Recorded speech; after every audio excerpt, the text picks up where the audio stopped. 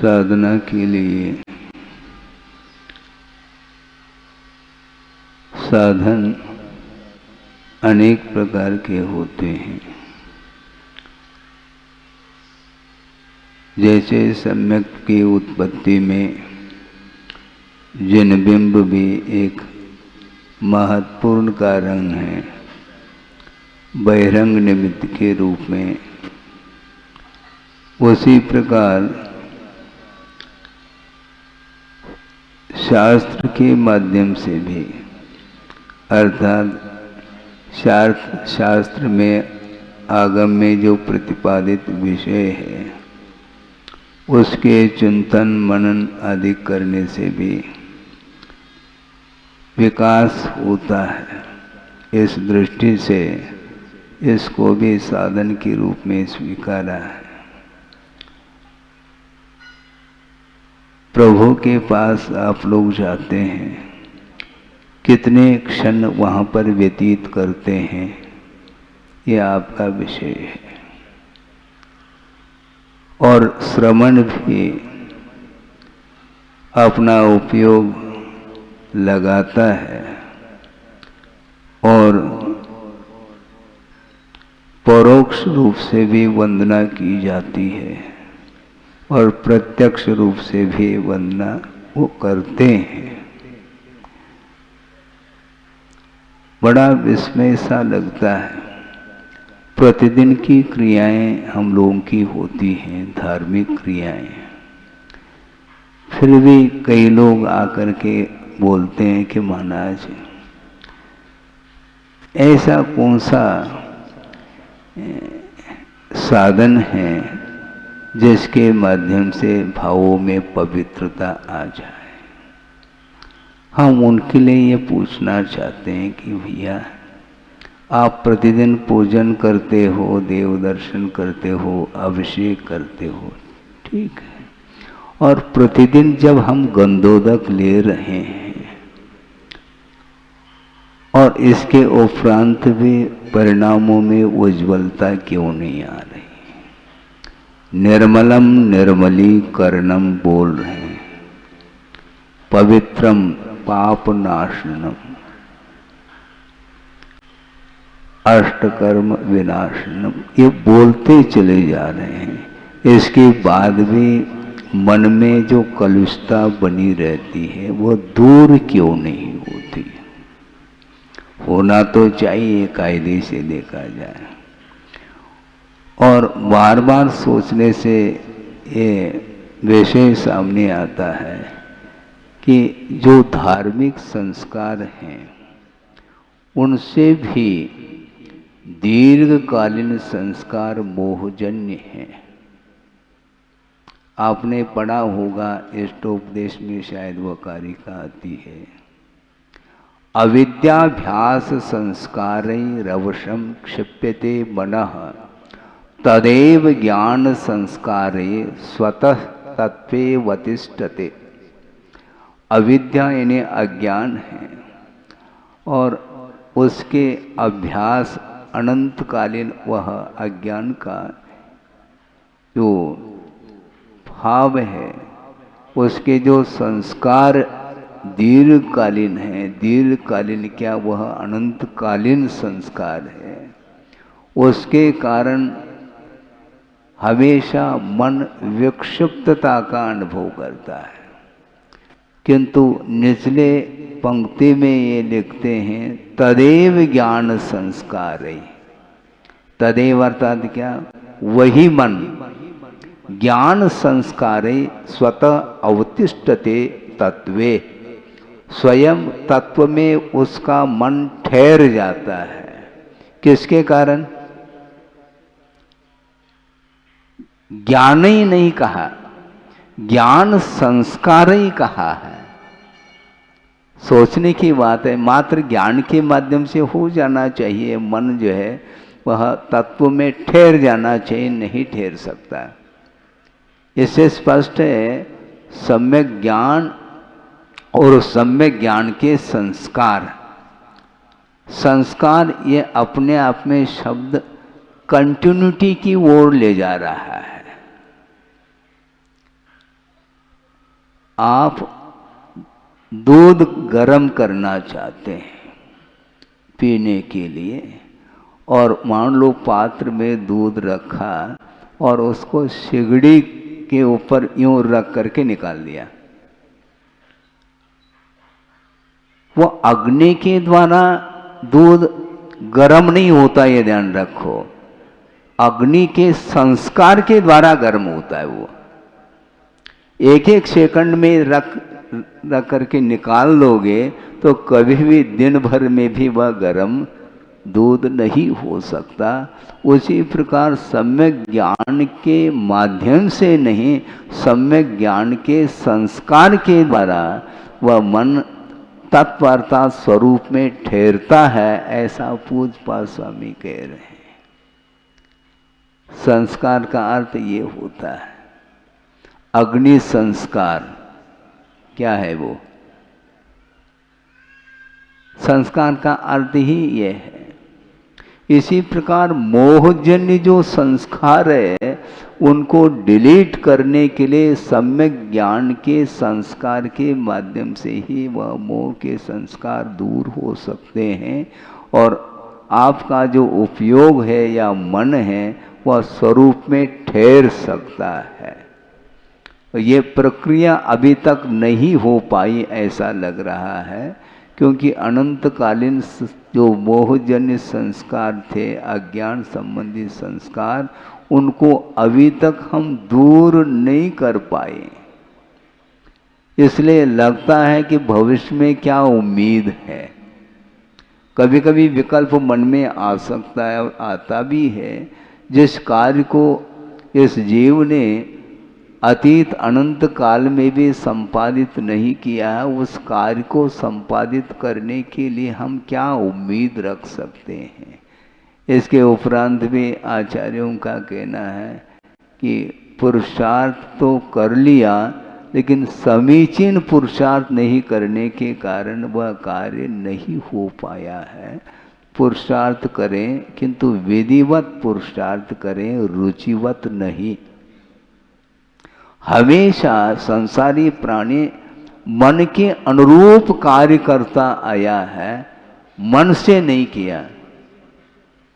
मन के अनुरूप करना और मन से करना बहुत अंतर को लेकर के, मन के अनुरूप नहीं, जो आगम में कहा है उसके अनुरूप और उसको मन से करें, तब वह कार्य होने वाला है, उसके बिना संभव नहीं है।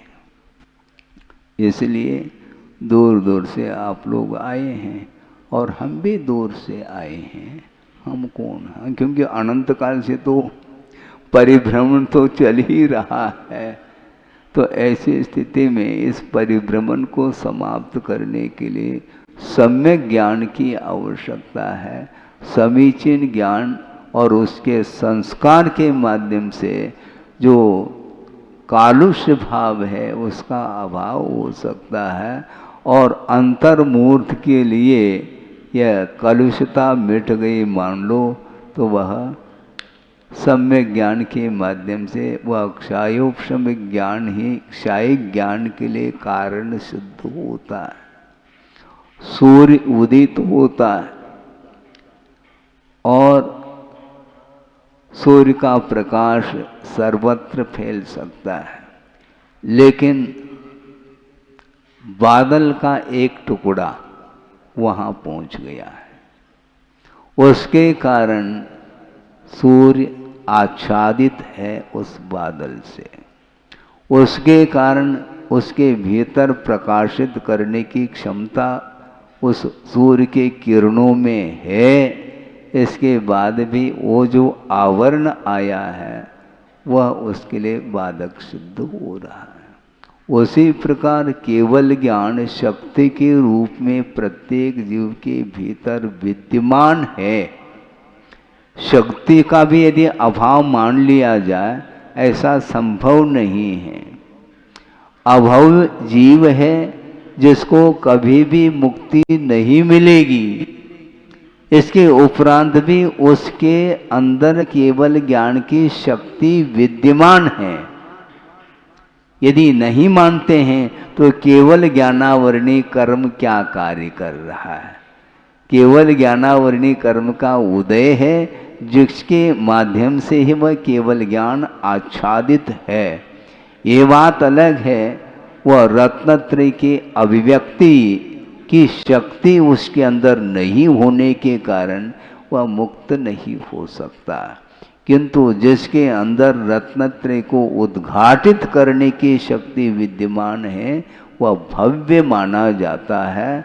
और आप सब भव्य हैं, इसमें क्या दिक्कत है? हाँ बिल्कुल, आप दूर दूर से आए हैं और पार्श्वनाथ भगवान के चरणों में आए हैं और अष्टापद की यात्रा भी करके आए हैं। बिल्कुल ठीक है, इसमें क्या है? भगवान के चरणों में जो पहुंचता है और हृदय से आराधना करता है, उसकी आराधना व्यर्थ नहीं जा सकती। इसलिए हम संक्षेप में ये कहना चाहते हैं कि तदेव ज्ञान संस्कार स्वतः तत्वे अवतिष्ठते। वही मन जो विक्षिप्त मन है, मोह के कारण, विषयजन्य संस्कार के कारण जिसका मन विक्षिप्त हुआ है, वही सम्यक ज्ञान के संस्कार के माध्यम से अपने आप में ठहर सकता है। महाराज, हमारा मन ठहरता नहीं है, उसको कैसे ठहराएं? नहीं, आपका मन तो ठहरा हुआ है, कहाँ ठहरा है ये अलग विषय है, किंतु ठहरा तो है। अपने आप में ठहर नहीं पा रहा है, इससे स्पष्ट है अन्यत्र वह ठहर चुका है। वहां से हटाने की बात है, अपने आप मन जाता नहीं। महाराज, मन अपने आप जा रहा है, अपने आप नहीं जा सकता। यदि अपने आप जाएगा तो अपने आप लौटेगा भी। फिर वो जाना, बाहर जाना यदि उसका स्वभाव है तो लौटना भी स्वभाव हो सकता है ना। फिर पुरुषार्थ क्या वस्तु है? इसलिए अपने आप बाहर नहीं जाता, स्वयं ही हम आज्ञा देते हैं। सारी जितनी भी चेष्टाएं होती हैं, संगी पंचेंद्रिय जीव की अपेक्षा से बात कही जा रही है, वह सब चेष्टाएं मन मूलक ही होती है। मन के बिना वह चेष्टा संभव नहीं। हाथ के लिए संकेत दिया, देने वाला कौन? जीव ही संकेत दे रहा है। और वो कार्य जो हो रहा है, वो ज्ञान के माध्यम से ही कार्य हो रहा है। इसलिए मोहजन्य या मोह से प्रभावित यदि ज्ञान है, तो इसी प्रकार मन के अनुरूप वस्तुओं का वह आलम्बन लेता है। इसलिए बहुत ये विषय सूक्ष्म है, और यदि आपके पास ज्ञान है तो बहुत जल्दी वह बात समझ में आ सकती है। जो स्वाध्यायशील व्यक्ति है उसके लिए ज़्यादा समय नहीं लग सकता, क्योंकि क्षोभशम पर्याप्त है। लेकिन एक बात और रखना चाहते हैं, 2 मिनट में समाप्त करने जा रहा हूँ। ज्ञानावरणी कर्म के क्षोभशम के माध्यम से ज्ञान होता है क्या? नहीं होता है। मैं पूछ रहा हूं, तथ्य है इसमें। ज्ञानावरणी कर्म के क्षोभशम के बिना ज्ञान नहीं होता, किंतु ज्ञानावरणी कर्म के क्षोभशम मात्र से भी ज्ञान नहीं होता। हमारा दोनों बातें क्या आपको बात समझ में नहीं आ रही? आएगी।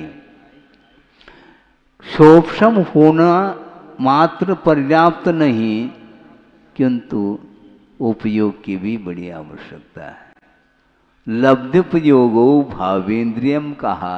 लब्धि का अर्थ प्राप्ति है, ज्ञानावरणी कर्म का क्षोभशम यह लब्धि है, और उपयोग का अर्थ उद्यमशील होना। आपके पास क्षोभशम है, गोमट सार का भी क्षोभशम है, संभव है त्रिलोक सार का भी हो सकता है, तिलोई पन्नति का भी हो सकता है, ये सब हो सकता है होने के लिए, किंतु वर्तमान में उपयोग आपका कहाँ लगा हुआ, जहाँ उपयोग लगा है वहीं का ज्ञान होगा, बाकी सारा सर्व स्टोर हो चुका है। कैसेट, ये क्या है? कैसेट का अर्थ क्या? उसमें सब कुछ 1-2 घंटे का प्रवचन उसमें उस कैसेट में है, लेकिन ये शोभन माना जाता है। कैसेट की थप्पी लगा दो, किंतु जब तक उसको टेप रिकॉर्ड में उस कैसेट को डालेंगे नहीं और स्विच ऑन नहीं करेंगे, तब तक वह टेप रिकॉर्ड बजने वाला नहीं। तो बजने का अर्थ उपयोग है, बाकी सब कैसेट है। शोषण पर्याप्त हो सकता है आपके पास, किंतु वर्तमान में ये आपका उपयोग प्रभु की ओर है तो वह बजेगा, और मान लो विषयों की ओर है तो फिर वह बजेगा नहीं। तो इसी प्रकार शोषण अलग वस्तु और उपयोग अलग वस्तु है, इसलिए सम्यक ज्ञान संस्कार ही कह रहे हैं।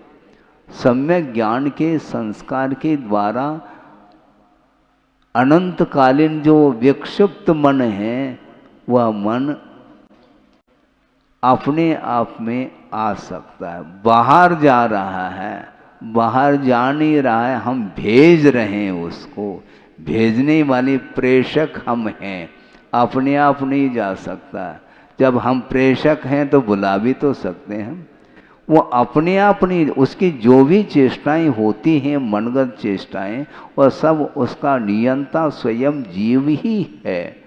इसलिए सारी चेष्टाएं, चाहे शारीरिक हो, वासनिक हो, मानसिक हो, सारी प्रवृत्ति स्वयं करता है, उसकी स्वयं की इच्छा के ऊपर सारी चेष्टाएं निर्धारित हैं, इसलिए दूसरे के ऊपर कुछ भी नहीं। एक व्यक्ति कहता है कि महाराज हम क्या बताएं, बहुत पश्चाताप हो रहा है। क्यों महाराज? बिल्कुल इच्छा थी नहीं मेरी बिल्कुल 1% भी इच्छा थी नहीं शादी करने की, लेकिन परिवार वाले मिल करके माता पिता ने बाध्य किया और शादी करनी पड़ी।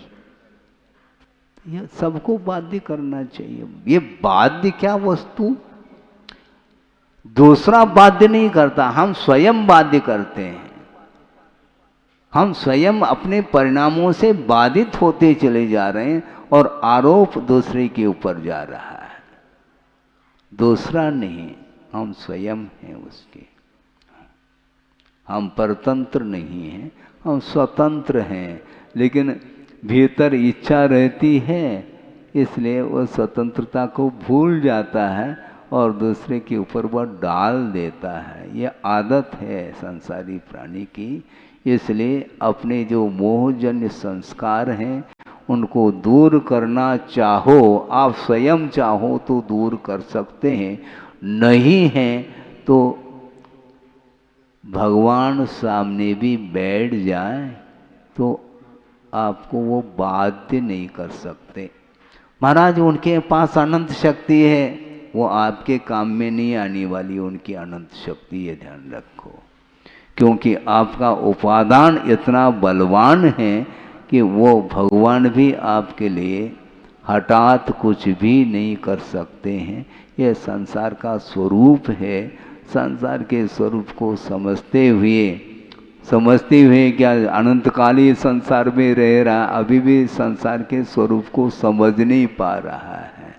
समझना अपन को ही है, इसलिए इस जगत में रह रहे हैं, किंतु जागृत नहीं है, जगत नहीं है। इसलिए जागृत रहो, संसार में तो रहना ही है और रहते आए हैं, किंतु जागृत रहेंगे तो निश्चित रूप से संसार से ऊपर उठने का अवसर प्राप्त हो सकता है, और वह आत्मा का जो स्वभाव है, जो स्वरूप है, उसका परिज्ञान हो सकता है और उसका संवेदन भी करने के लिए अवसर मिल सकता है। समय आपका हो गया है, इसलिए ज्ञान संस्कारे, सम्यक ज्ञान के संस्कार के माध्यम से अपने आत्मा को पवित्र बनाने का निरंतर जो पुरुषार्थ करता है, वही व्यक्ति जो अभी तक प्राप्त नहीं हुआ है उसको प्राप्त कर सकता है, अर्थात मोक्ष का लाभ उसे हो सकता है।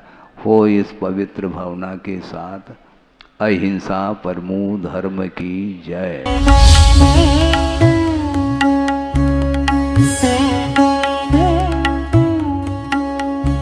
साधना के लिए साधन अनेक प्रकार के होते हैं। जैसे सम्यक की उत्पत्ति में जिनबिंब भी एक महत्वपूर्ण कारण है, बहिरंग निमित्त के रूप में। उसी प्रकार शास्त्र के माध्यम से भी, अर्थात शास्त्र में आगम में जो प्रतिपादित विषय है उसके चिंतन मनन आदि करने से भी विकास होता है। इस दृष्टि से इसको भी साधन के रूप में स्वीकारा है।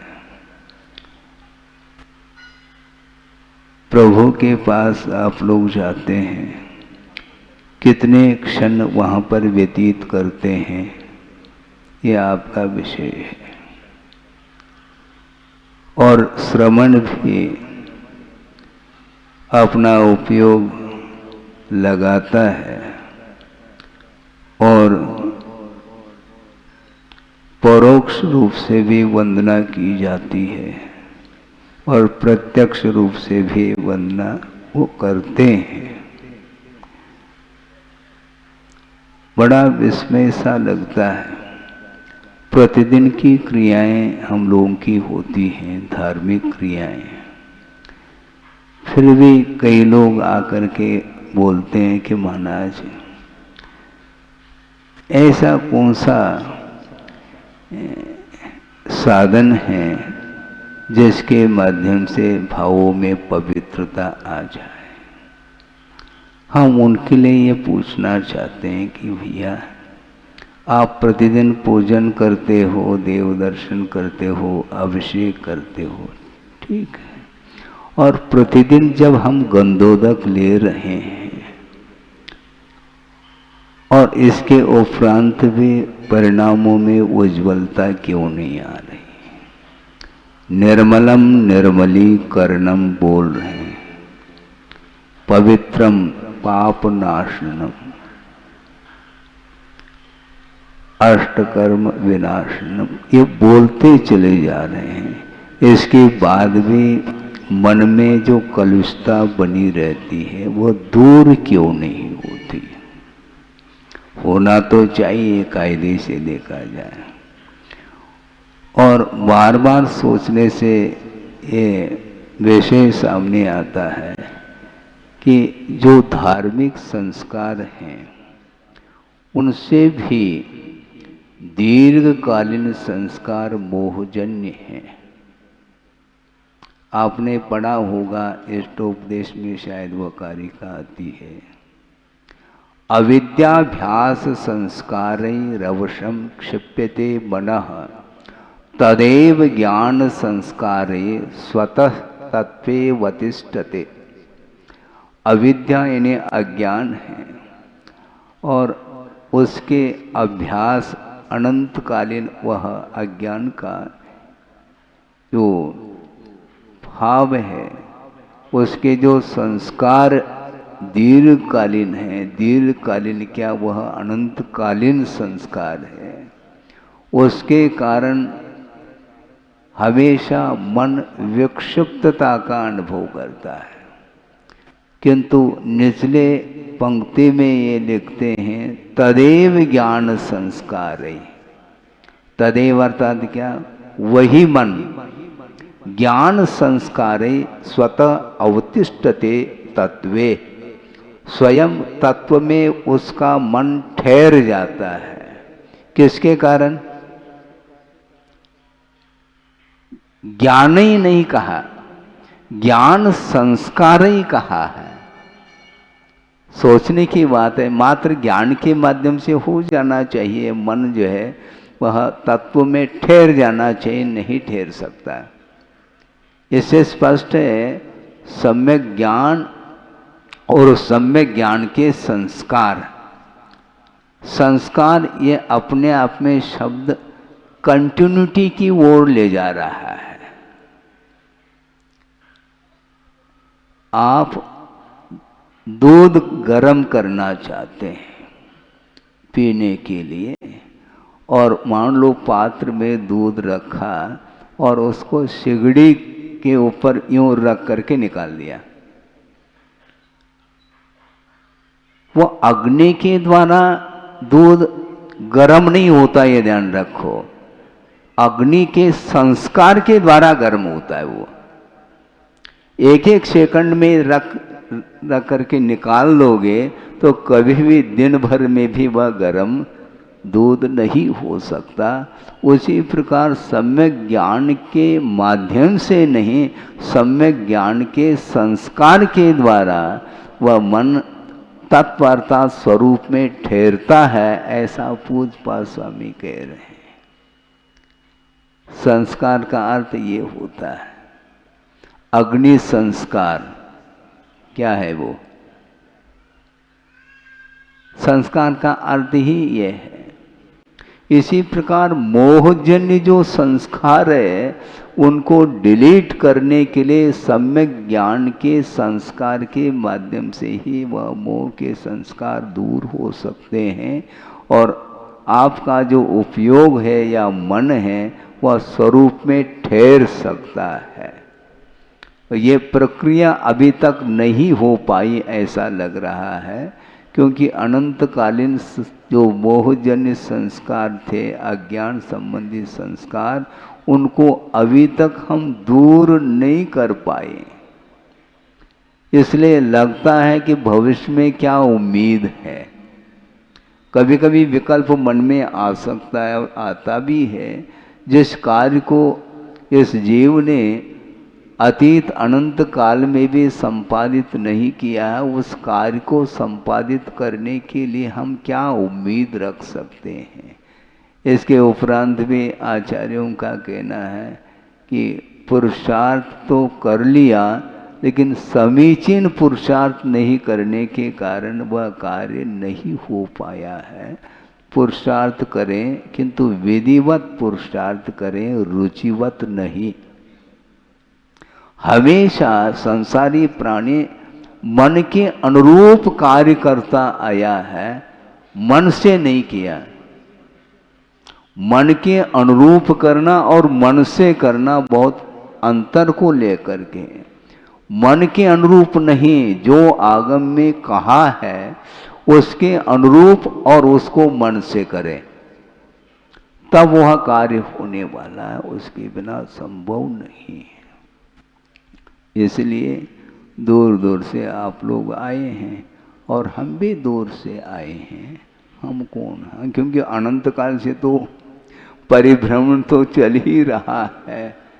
तो ऐसी स्थिति में इस परिभ्रमण को समाप्त करने के लिए सम्यक ज्ञान की आवश्यकता है।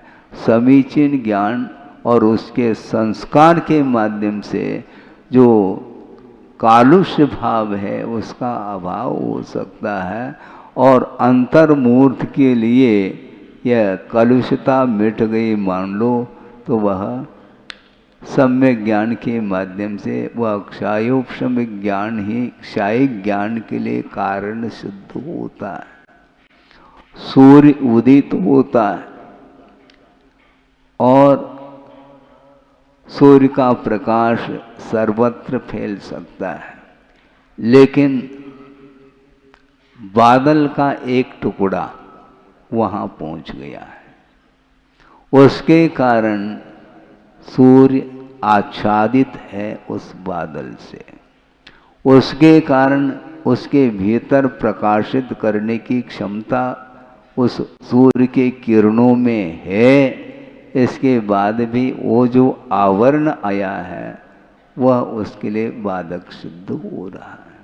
उसी प्रकार केवल ज्ञान शक्ति के रूप में प्रत्येक जीव के भीतर विद्यमान है। शक्ति का भी यदि अभाव मान लिया जाए ऐसा संभव नहीं है। अभव जीव है जिसको कभी भी मुक्ति नहीं मिलेगी। इसके उपरांत भी उसके अंदर केवल ज्ञान की शक्ति विद्यमान है। यदि नहीं मानते हैं तो केवल ज्ञानावरणी कर्म क्या कार्य कर रहा है? केवल ज्ञानावरणी कर्म का उदय है जिसके माध्यम से ही वह केवल ज्ञान आच्छादित है। ये बात अलग है, वह रत्नत्रय की अभिव्यक्ति की शक्ति उसके अंदर नहीं होने के कारण वह मुक्त नहीं हो सकता। किंतु जिसके अंदर रत्नत्रय को उद्घाटित करने की शक्ति विद्यमान है वह भव्य माना जाता है। सारी जितनी भी चेष्टाएं होती हैं संगी पंचेंद्रिय जीव की अपेक्षा से बात कही जा रही है, वह सब चेष्टाएं मन मूलक ही होती है। मन के बिना वह चेष्टा संभव नहीं। हाथ के लिए संकेत दिया, देने वाला कौन? जीव ही संकेत दे रहा है और वो कार्य जो हो रहा है उस ज्ञान के माध्यम से ही कार्य हो रहा है। इसलिए मोहजन्य या मोह से प्रभावित यदि ज्ञान है तो इसी प्रकार मन के अनुरूप वस्तुओं का वह आलम्बन लेता है। इसलिए बहुत ये विषय सूक्ष्म है और यदि आपके पास ज्ञान है तो बहुत जल्दी वह बात समझ में आ सकती है। जो स्वाध्यायशील व्यक्ति है उसके लिए ज़्यादा समय नहीं लग सकता क्योंकि क्षोभशम पर्याप्त है। लेकिन एक बात और रखना चाहते हैं, 2 मिनट में समाप्त करने जा रहा हूँ।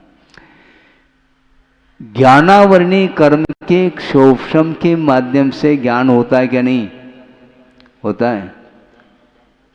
मैं पूछ रहा हूं, तथ्य है इसमें।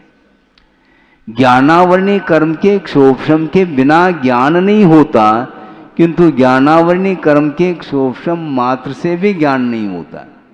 हमारा दोनों बातें क्या आपको बात समझ में नहीं आ रही? आएगी। क्षोभशम होना मात्र पर्याप्त नहीं, किंतु उपयोग की भी बड़ी आवश्यकता है। लब्धिपयोगो भावेंद्रियम कहा। लब्धि का अर्थ प्राप्ति है, ज्ञानावरणी कर्म का क्षोभशम यह लब्धि है और उपयोग का अर्थ उद्यमशील होना। आपके पास क्षोभशम है, गोमट सार का भी क्षोभशम है, संभव है त्रिलोक सार का भी हो सकता है, तिलोपन्नति का भी हो सकता है, ये सब हो सकता है होने के लिए। किंतु वर्तमान में उपयोग आपका कहाँ लगा हुआ? जहाँ उपयोग लगा है वहीं का ज्ञान होगा, बाकी सारा सर्व स्टोर हो चुका है। कैसेट, ये क्या है? कैसेट का अर्थ क्या? उसमें सब कुछ 1-2 घंटे का प्रवचन उसमें उस कैसेट में है, लेकिन ये क्षोभशम माना जाता है। कैसेट की थप्पी लगा दो, किंतु जब तक उसको टेप रिकॉर्ड में उस कैसेट को डालेंगे नहीं और स्विच ऑन नहीं करेंगे तब तक वह टेप रिकॉर्ड बजने वाला नहीं। तो बजने का अर्थ उपयोग है, बाकी सब कैसेट है। क्षोभशम पर्याप्त हो सकता है आपके पास, किंतु वर्तमान में ये आपका उपयोग प्रभु की ओर है तो वह बजेगा, और मान लो विषयों की ओर है तो फिर वह बजेगा नहीं। तो इसी प्रकार क्षोभशम अलग वस्तु और उपयोग अलग वस्तु है। इसलिए सम्यक ज्ञान संस्कार ही कह रहे हैं। सम्यक ज्ञान के संस्कार के द्वारा अनंतकालीन जो विक्षिप्त मन है, वह मन अपने आप में आ सकता है। बाहर जा रहा है, बाहर जा नहीं रहा है, हम भेज रहे हैं उसको। भेजने वाले प्रेषक हम हैं, अपने आप नहीं जा सकता। जब हम प्रेषक हैं तो बुला भी तो सकते हैं। वो अपने आप नहीं, उसकी जो भी चेष्टाएं होती हैं, मनगत चेष्टाएं, वह सब उसका नियंता स्वयं जीव ही है। इसलिए सारी चेष्टाएं, चाहे शारीरिक हो, वासनिक हो, मानसिक हो, सारी प्रवृत्ति स्वयं करता है। उसकी स्वयं की इच्छा के ऊपर सारी चेष्टाएं निर्धारित हैं, इसलिए दूसरे के ऊपर कुछ भी नहीं। एक व्यक्ति कहता है कि महाराज हम क्या बताएं, बहुत पश्चाताप हो रहा है। क्यों महाराज? बिल्कुल इच्छा थी नहीं मेरी, बिल्कुल 1% भी इच्छा थी नहीं शादी करने की, लेकिन परिवार वाले मिल करके माता पिता ने बाध्य किया और शादी करनी पड़ी। यह सबको बाध्य करना चाहिए। ये बाध्य क्या वस्तु? दूसरा बाध्य नहीं करता, हम स्वयं बाध्य करते हैं। हम स्वयं अपने परिणामों से बाधित होते चले जा रहे हैं और आरोप दूसरे के ऊपर जा रहा है। दूसरा नहीं, हम स्वयं हैं उसके। हम परतंत्र नहीं हैं, हम स्वतंत्र हैं, लेकिन भीतर इच्छा रहती है, इसलिए वह स्वतंत्रता को भूल जाता है और दूसरे के ऊपर वह डाल देता है। यह आदत है संसारी प्राणी की। इसलिए अपने जो मोहजन्य संस्कार हैं उनको दूर करना चाहो, आप स्वयं चाहो तो दूर कर सकते हैं, नहीं हैं तो भगवान सामने भी बैठ जाए तो आपको वो बाध्य नहीं कर सकते। महाराज उनके पास अनंत शक्ति है, वो आपके काम में नहीं आने वाली उनकी अनंत शक्ति, ये ध्यान रखो। क्योंकि आपका उपादान इतना बलवान है कि वो भगवान भी आपके लिए हठात कुछ भी नहीं कर सकते हैं। यह संसार का स्वरूप है। संसार के स्वरूप को समझते हुए क्या अनंतकालीन संसार में रह रहा, अभी भी संसार के स्वरूप को समझ नहीं पा रहा है। समझना अपन को ही है, इसलिए इस जगत में रह रहे हैं किंतु जागृत नहीं है, जगत नहीं है। इसलिए जागृत रहो। संसार में तो रहना ही है और रहते आए हैं, किंतु जागृत रहेंगे तो निश्चित रूप से संसार से ऊपर उठने का अवसर प्राप्त हो सकता है और वह आत्मा का जो स्वभाव है, जो स्वरूप है, उसका परिज्ञान हो सकता है और उसका संवेदन भी करने के लिए अवसर मिल सकता है। समय आपका हो गया है, इसलिए ज्ञान संस्कारे, सम्यक ज्ञान के संस्कार के माध्यम से अपने आत्मा को पवित्र बनाने का निरंतर जो पुरुषार्थ करता है, वही व्यक्ति जो अभी तक प्राप्त नहीं हुआ है उसको प्राप्त कर सकता है, अर्थात मोक्ष का लाभ उसे हो सकता है। हो इस पवित्र भावना के साथ। अहिंसा परमो धर्म की जय।